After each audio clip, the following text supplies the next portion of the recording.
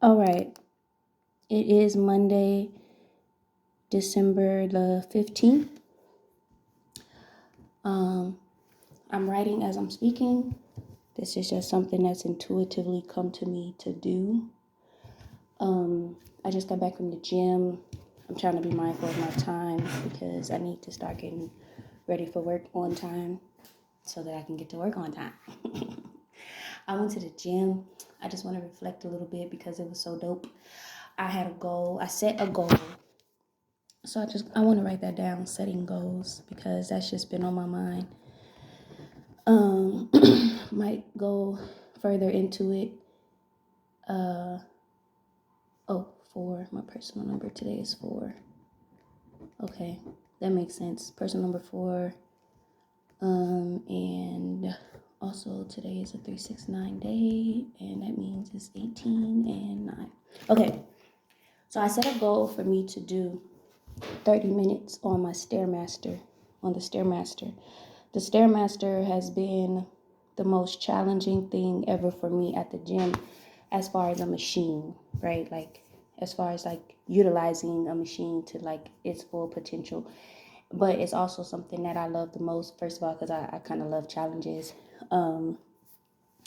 But also, like, I like the leg press a lot, right? But it's not, it can be challenging, but like, it's not cardio, right? Like the leg press.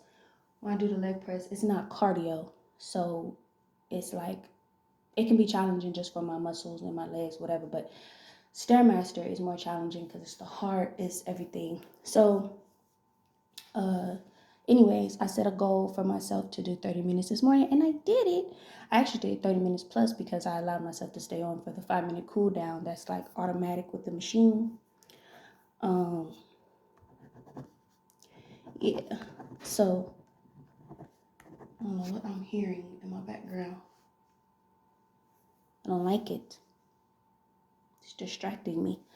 Um, so anyways, I started my morning off like that, and I did my leg press. Um, and I did 135 pounds.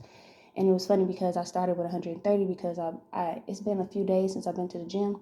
And so I was like, let me not do too much if, I don't need to, for safety reasons. And 130 was too light. It was too light. So I put it back up to 135, which is where I left off last week when I last went to the gym. And it's just crazy because with my whole set, uh, well, the whole workout, um, when I was done, I was like, damn, next time I'm gonna have to go up to 140 because of the way I was able to do my 5 sets of 135 pounds. Anyway, that just got me feeling really, really, really good. I'm so glad I got up and I went ahead and did that. And um, okay, I had to take a pause so I could find the source of this noise. And then I remembered I got some Palo Santo and I need to burn it. And now I can't find my freaking lighter. So I'm gonna just sit back down and stop letting my ADD take over. Okay. So while I was at the gym, I'd be meditating and stuff. And so what came to me to talk about today when I get home for this recording is, well, multiple things came, but it evolved into landing on 369. That's where I'm going with it, yeah. Because this is like divinely led, these talks that I do on here are divinely led as well. So 369 equals 18, okay? And this has been something that has been very significant for me all year. The numbers 369. And to be honest, something that's been significant to me, I think, since I began living, but I never really knew how significant until like just really like this year. And I say that I think it's because I think it's been significant since I was born because my birth mother her life path number is a 33. She's a 33. And the other thing, my brother, my biological brother, he's in 11. He's a life path number 11. And my life path number is 5. I also have 2 sisters. I don't know when their life path numbers is because I don't memorize their birthdays. But but also the 2 most significant people out of that immediate circle has been my mother and my brother. Okay. But also they're both in prison. Okay. And also we all share the same last name. My 2 sisters do not share the same last name as me, my brother, and my mother. My 2 sisters, they have their dads. Each of them have their father's last names. And we all have separate dads. Okay. As far as we know. I should add that on. Because I don't know who my dad is. And I don't think my brother does either. So, okay. So, I don't know. I'm being led to talk about, I'm just going with the flow, y'all. So, it's just crazy to me. My brother and my mother are both in prison. Actually, both of their prison sentences were pretty similar, according to my mother, and according to also what I've reviewed. So I just find it interesting because myself, and now this is taking me to what I was thinking about talking about while I was at the gym initially. What initially came up while I was at the gym was wanting to talk about, or maybe I should talk about my history with the concept of fighting. So when I was younger, I got into several fights as like an elementary school student, middle school student. In high school is kind of where it came to a halt, but that's because I started to gain more self-awareness and self-control and just realize like there's something up against me and I can't let it take me out like that with the threat of, having to possibly go to jail. So, but when I was in elementary school, I would often fight only because I was defending my best friend. I didn't like bullies, and she would get bullied a lot, and I was no punk. And I think I might have also had anger issues, maybe. And so, it's still a trigger to me when somebody's doing someone else wrong. And my best friend at the time, she was very small, petite. She was a preemie.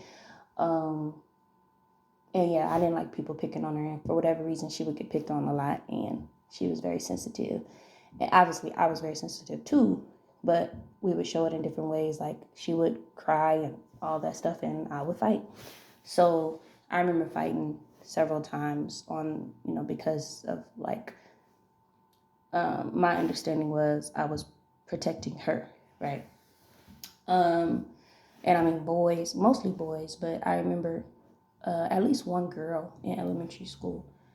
I remember I gave her a black eye, but I remember thinking part of it was because she's light skinned, and I just didn't think I hit her that hard. But anyway, I'll never forget it. But I even still have a little bit of amusement behind it all because these were people who were treating someone else wrong. So I never really had much remorse for my actions in that regard because my best friend was somebody who couldn't hurt anybody really. And she was a nerd. We were both nerds, but yeah. Then in middle school, I remember getting into a fight. Well, at one middle school because I went to 2 middle schools. And the first middle school I went to in 6th grade because where I was, middle school started at 6th grade in that city. I got into a fight because this girl pushed me. And it was crazy because I was actually thinking about that before I went to the gym for whatever reason, or last night maybe. But this girl who was actually known for fighting, or she was like a little tomboy or whatever, we were in the gym. We were in the same gym class, same PE teacher. And we were playing like soccer or something like that in the gym. And so I remember seeing, because I was not a part of the crowd, there was a crowd of students they're all going after the ball, but she had the ball. And so they're all like bunching up against her by the goalie or whatever. But I was not. I didn't even like crowds like that. I wasn't with them up against her. right? And I do think she, like, it was some type of impact that pissed her off, like with all these people up against her, which I would be mad too, right? But I wasn't there. I saw it happening. That's how I know I wasn't a part of the crowd. And because, like, I was lollygagging to the back. I don't know if I was just being lazy or what, but I did not want to be a part of that, right? So what happened is they all rushed back the other way because now the ball's going to the opposite direction. And they passed me. So I see them. So now I'm walking back that way like I was not playing the game. So now I'm walking. I'm walking back now. The game is now going in the opposite direction, but now she is coming from, where she was. So she's behind me and she pushes me. And it was, because all these people were ganged up on her or whatever, trying to get the ball, but I wasn't one of them. Right. And I don't know if she didn't know that, but I think she also just did that because I always been a target, right? Fellow black girl. Like, we both were black girls. And I think there already was some animosity there. Like I said, she was known for fighting, and for whatever reason, I attract girls who be known for fighting. They want to fight. And because I pose a challenge or something, I don't know. Jealousy, envy, challenge, whatever. So she pushed me from the back. And apparently nobody saw it. I don't know. Or at least my teacher, those who needed to see it didn't see it. So, but I turned around and I started fighting her. Because now this is self-defense at this point. Like, what you push me for, And I black out. Like, when I remember growing up, when I would fight, I would black out. Like, my conscience or whatever would just leave my body like, okay, this is some bullshit. This girl going crazy. So I basically lose my mind, right? I would not be conscious. I would not be, like, present. And so I remember, now it's a fight. It's a full-on fight. And I just remember, like, afterwards coming to, like, hearing things like, you could have hit her head against the pole, like, talking to me. So basically, I guess I was winning, okay? Which I think was kind of a humbling experience for her because, like I said, she was known for fighting. She was a tomboy. Oh, don't mess with, I think her name was Marcella. Don't mess with Marcella, type of thing. And my teacher, our gym teacher, brought us both outside and, like, had us, now she crying and everybody standing around looking and all that shit. And I wasn't crying because I was trying to make it clear, like, I only pushed her back because she pushed me and she shouldn't have pushed me because I wasn't a part. You was pressing against me to get the ball. I wasn't a part of that crowd. I was not a part of that crowd. I was standing to the back. Like, I didn't want to even play the game. I don't even want to be here. Right? So, and I just remember somebody else too who knew us both. She was like we was in the locker room, and she was like, Marcella gonna want to fight you now. Okay. All right. Whatever. So her name was Brianna. I remember. So anyways, like, that was my first, like, middle school fight. I was in the 6th grade. And then there was another fight I got into when I was in the 7th grade. I think, like, 2 more fights in the 7th grade. 7th or 8th. There was a girl named Ebony. Was my first one. It was in the streets. But again, this girl came from me. Also, another girl who was known for fighting. She was a bully, and so it turned from in elementary school defending other people to then me defending myself. Right? And so, yeah, I had a couple more fights in 7th grade. I don't think 8th grade. I'm not sure. Maybe 8th too. But I just remember this girl, Ebony, like, she also came for me. I beat her up in the street. But again, I blacked out. Like, I wasn't conscious. Like, I started fighting and came to afterwards, and I'm hearing what everybody got to say. Like, and I remember her nose was bleeding.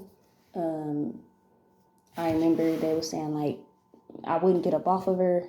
And I was like, no, I remember me getting up willingly. And they were like, no, we had to pull you off of her, my friends.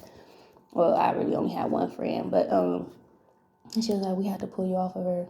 Like, you wouldn't stop. And I don't remember it that way. I remembered me, like, seeing that she wasn't fighting back no more. Like, she was covering her face. And so I was like, okay, then we're done. Like, but they said they had to pull me off of her. But it could have been both at the same time. I remember it was, and my knees got scraped up because I had on shorts when we was in the street.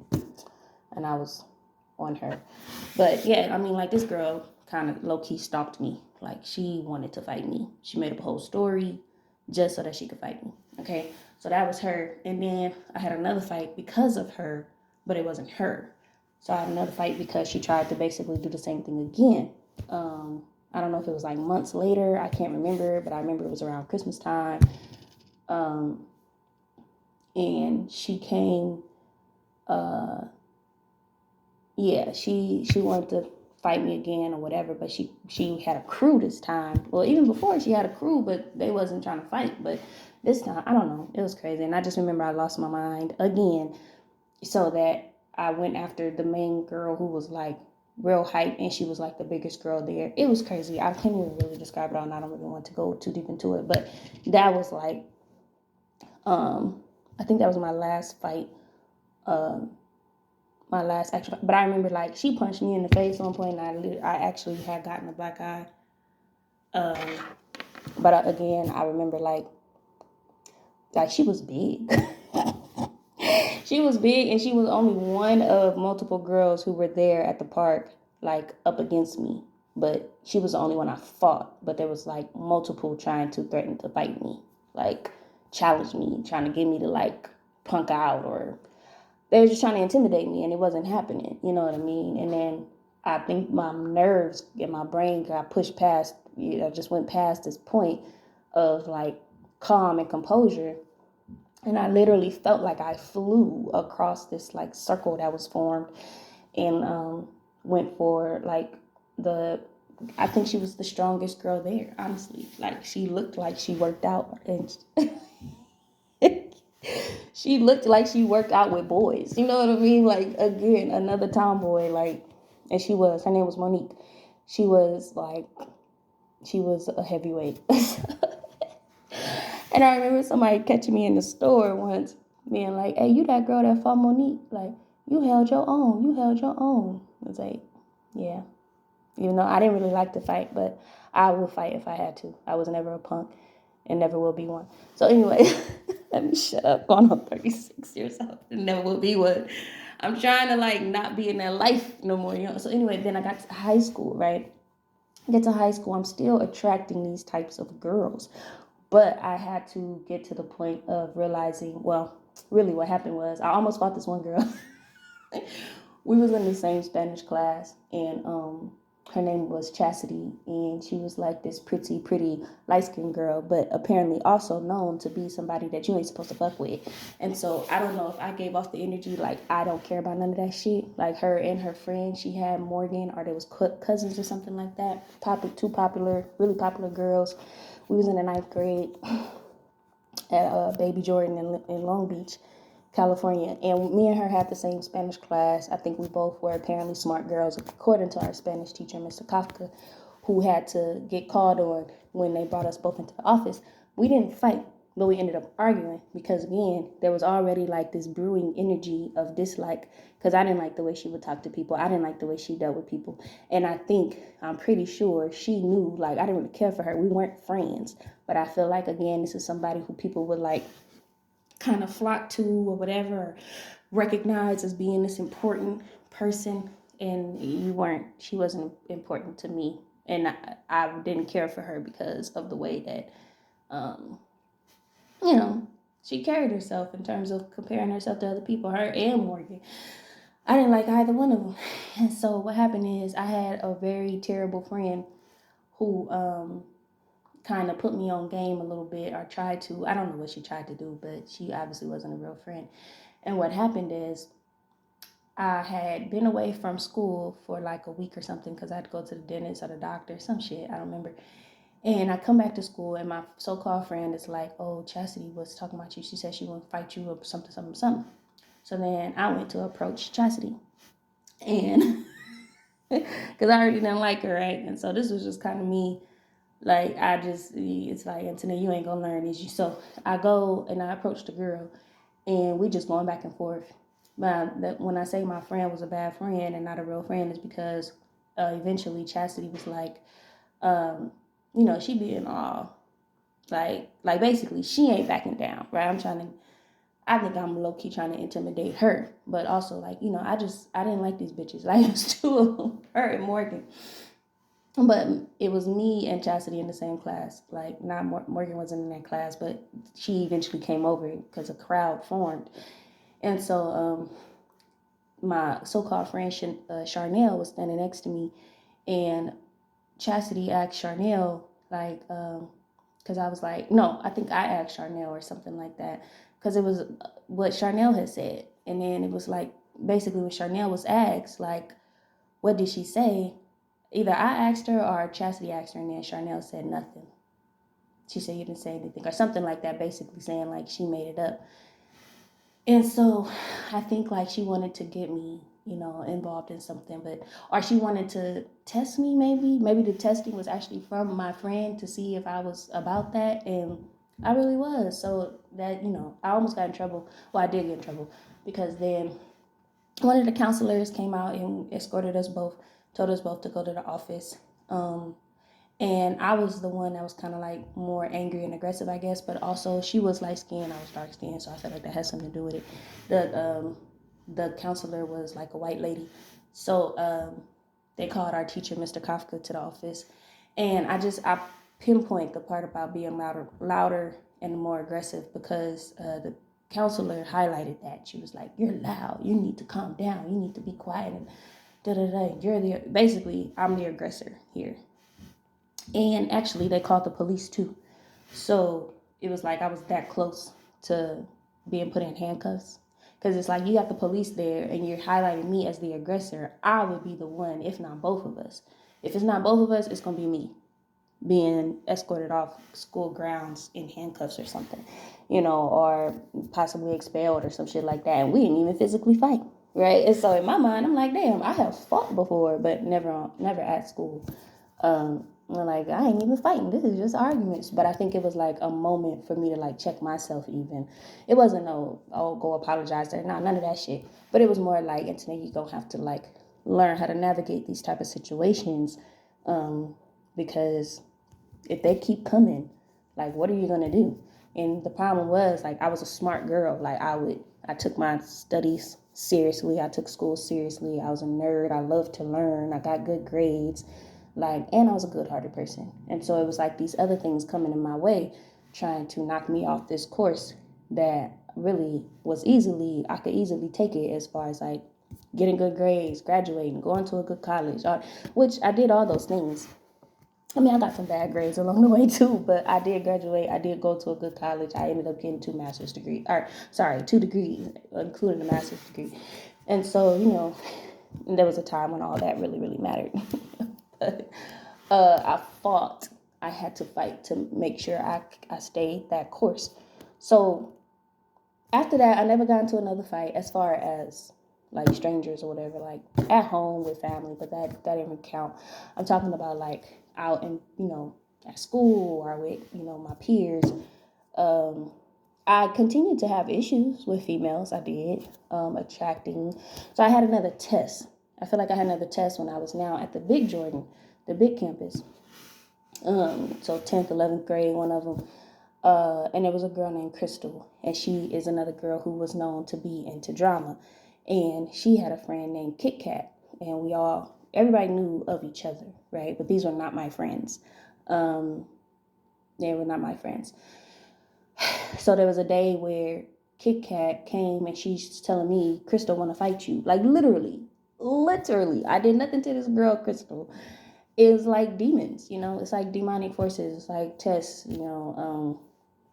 so I take this as a moment of like, and especially I took it after I realized this lesson after the last incident at Baby Jordan with Chastity, because there was also other incidents there where I went and approached others after hearing something, like taking action. Um, and so, yeah, like just when I would hear like people are lying or, trying to smear my name or whatever, lying on me, and then I would go confront them. Like I was confrontational. And so, like I wouldn't look for trouble, but I would confront as a reaction, right?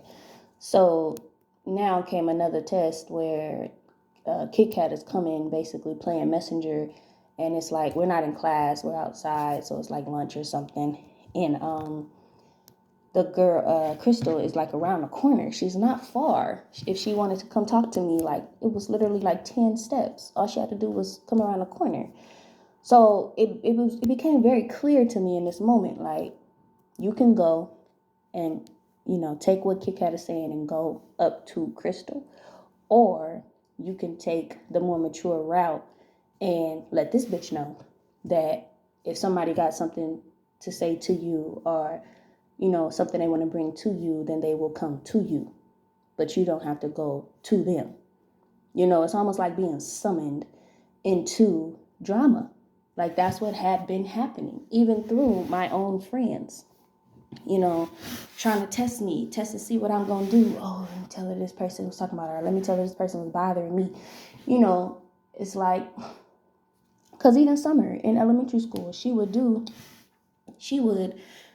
tell me or send somebody to tell me, oh, this person is bothering me, this person is bullying me. And I've never really thought about it like this until right now. But she would, knowing what my response and reaction would be, right? So it was like, but what happened then was she would sometimes get even more upset, and that more upset would be directed to me because now I hurt somebody. So I remember one time I literally, I punched this girl in the face. Her name was Sandy. She did pull my hair. She did something where she touched me first, I remember, and then I punched her in the face. Something like that. Or maybe I'm remembering it wrong. I think she turned around and I pulled her hair. I do remember pulling her hair, actually, her braid. She had a long braid. She had long hair. And I remember, I think I pulled her hair, and then she turned around, and I punched her in the face. She had a black eye. I forgot about my food. So I just remember, let me pause. Okay, so as I was saying, I just remember that, so yeah, this girl, so Kit Kat, so yeah, because I was reflecting on how Summer would also, yeah, Sandy, Summer and Sandy. I'm sorry, y'all, this is not supposed to be like a video that you actually see me, it's just audio. But then I picked up my phone, started walking to the kitchen because I forgot about my food I was cooking. And I'm like, you have to eat, Antoinette. You can't be going to the gym and drinking energy drinks, and then in the middle of the day at work, you wondering what's wrong with you, and everybody else is too, because that'd be happening.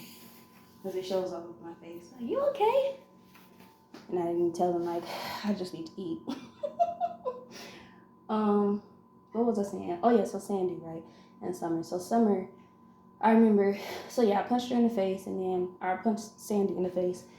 And I remember that whole thing was a big issue. Like, I think her mom or grandma came to the school, and because, she had a black eye. But I told her, like, I remember telling her grandmother or whoever that was, like, well, she was bothering my friend.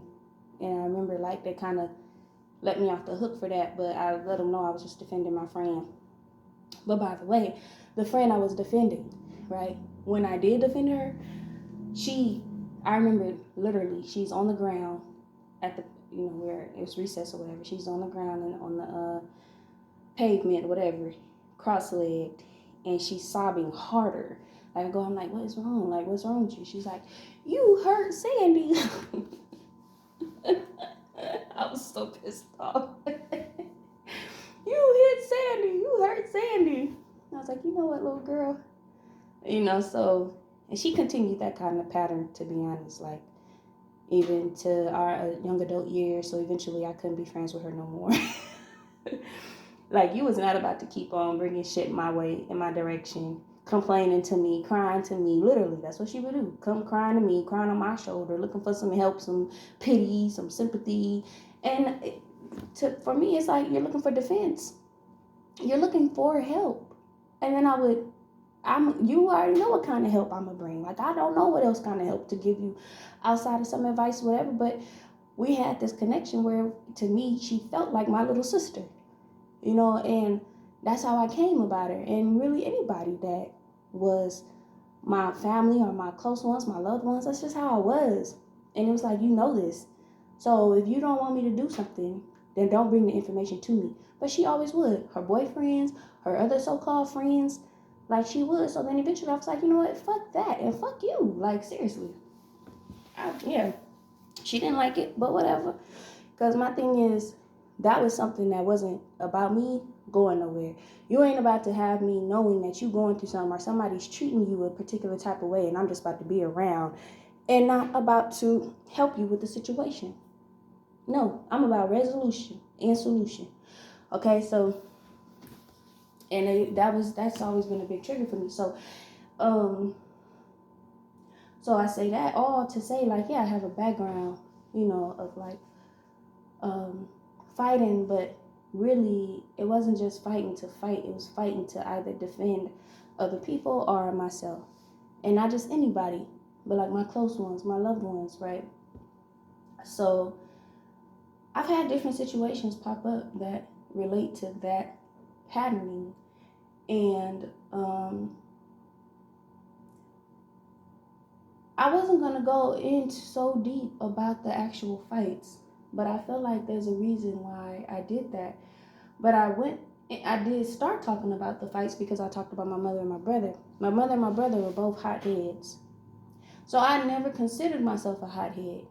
But I realized that I have the hothead gene, you know? I think it's genetic. I I got the genetics, like it's hereditary. I have the hothead gene, but it was never like my primary go-to. But again, like I said, when I would fight, I would black out. So it was like another part of me, not my conscious self, right? Like my conscious self, that's not really, I don't know how to describe it, but um so my brother and my mother, right, they both ended up in prison due to their hot-headedness, due to their alpha, you know. Um, and I have felt like we were cursed. I did. I have felt that we were cursed um, to be these hotheads. I don't know if it's something about the Moreland, wherever Moreland comes from. That's our last name. Um, but I've multiple times could have ended up in a situation where I would be taken to prison or taken to jail as well. And after meeting my brother, we get close. I even ended up a part of, being searched or whatever on the cop car and having my stuff searched through. And it's just because I was with my brother and my cousin, who already were like, jailbirds. So, okay. So now something's telling me to wrap this into the 369 concept, but let me pause again. Okay, I think that was the last pause, even though y'all not gonna hear the pause. Like I pause now, I hit record again. But as I paused, first of all, I paused on 33 minutes. But as I was doing what I needed to do while on pause, it came to me how to wrap this into the 369 concept, because 369, it came to me. 369 is a goal. This is the first time I'm ever hearing this, y'all, because it's like a mystery that I've been wanting to unravel. 369 is a goal, and I just heard Nikola Tesla knew this, something like that. Okay, so, but there was something I was about to say that I also did not say, and I remembered that I didn't say it yet. So the test, it was like a test that came to me, or that I realized, like, my friends, people themselves coming up to me, like, I have to get away from, when I was in high school, I realized I have to get away from allowing other factors come towards me to try and trigger me to go confront a situation. And I realized, like, what I started telling myself in high school, because this was like a primary lesson of mine for whatever reason. I told myself, I had to start telling myself, if they don't come to you directly, Antoinette, then it's not your situation. It ain't your problem. If they don't come up to you with the problem they have with you to confront you, let them be. Leave it alone. Don't go looking for them. Don't go up to them. But if they come up to you, it's a different situation. And guess what? With me telling myself that, it worked, because nobody ever came up to me. Ain't that crazy? Like, nobody ever came up to me, bro.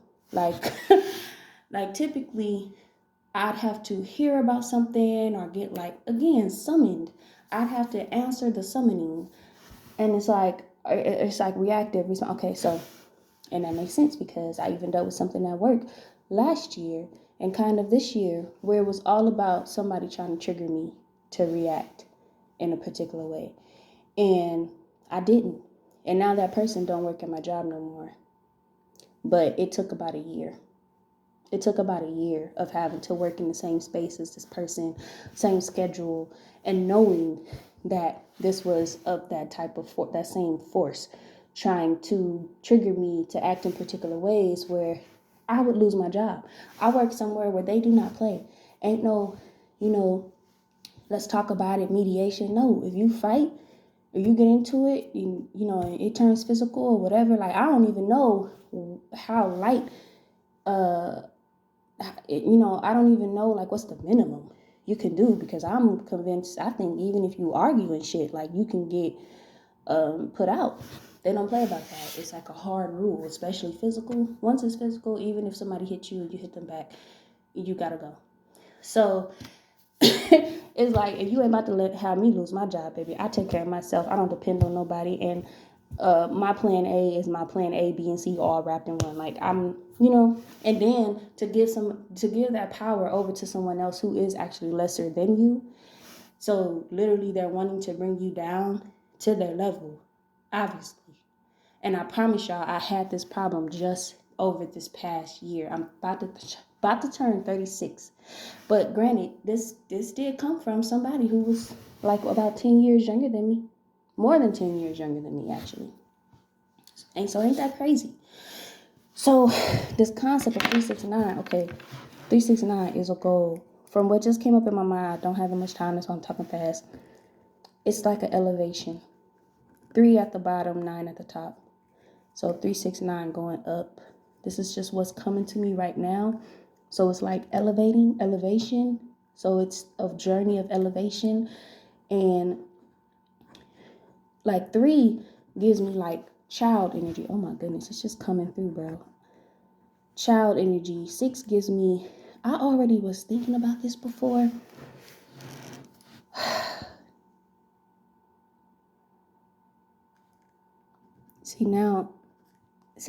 Okay, 6 would then have to be for me like, well, 6 and 9 is like parental energy. What I'm having a hard time with right now is 6 maternal or 6 paternal? I think it's, my mouth was about to say maternal. 36. Nah, I think it's paternal. Yeah. And then 9 is maternal. This is all coming to me right now, bro. So I'm writing this down as I'm speaking. Like, this has never come to me before like this. So,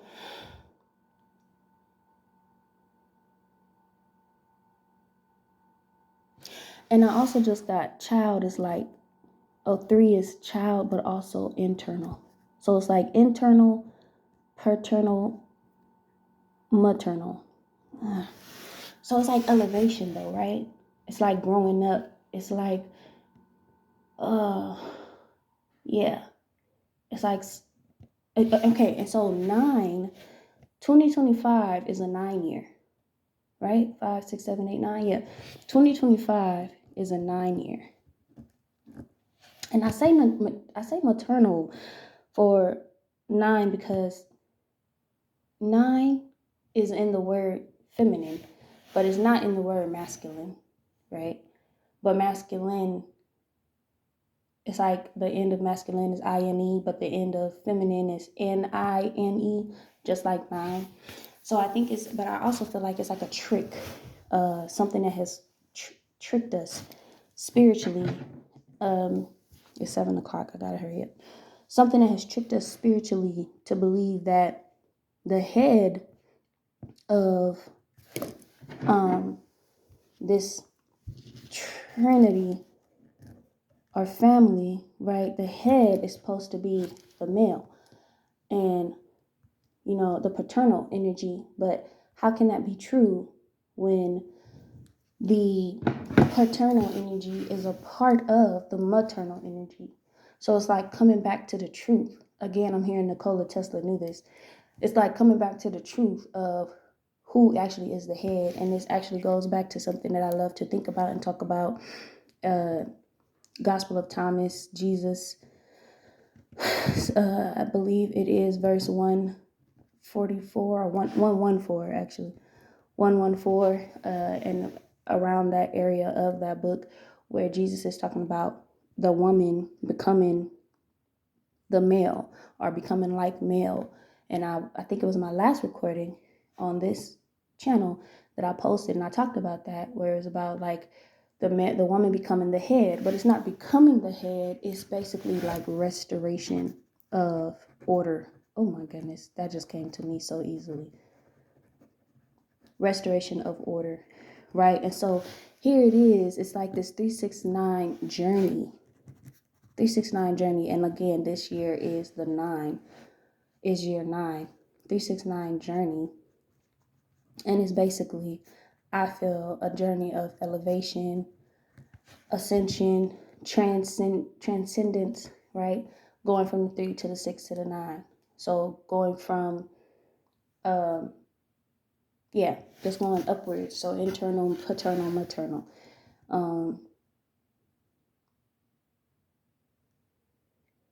Yeah. And 9 is also in tarot the number of the hermit, which is equitable to or equated to wisdom. Right, it's equated to wisdom. And so and also 369 equals 18. It's something about 18. Well, it's what 369 adds up to, but okay. So I feel like that's just been like perhaps my journey I've been on. This might be like a part 1 of this whole thing because I went into depth about the fighting.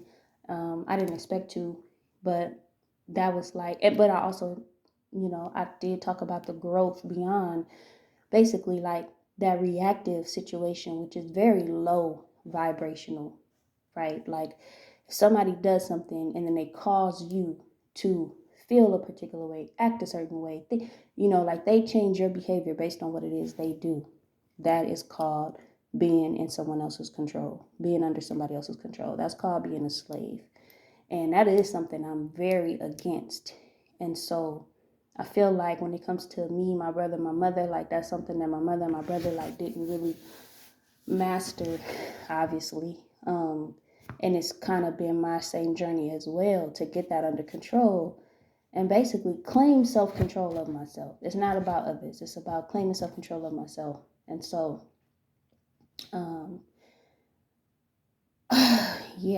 this is going to be a continuous conversation because another thing that was coming to my mind earlier was the concept of keys to not the kingdom, but your kingdom.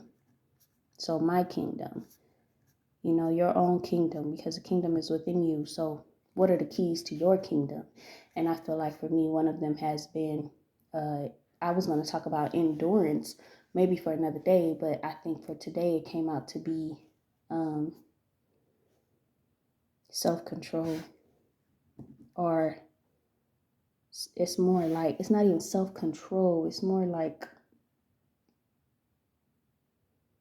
self-ownership, like owning myself. I just kind of heard that that's a good place to end it because I got to eat and I got to get ready for work. So self-ownership, that's like probably going to be a hashtag or something. It kind of goes directly in alignment with sovereignty too, but it's something about these words.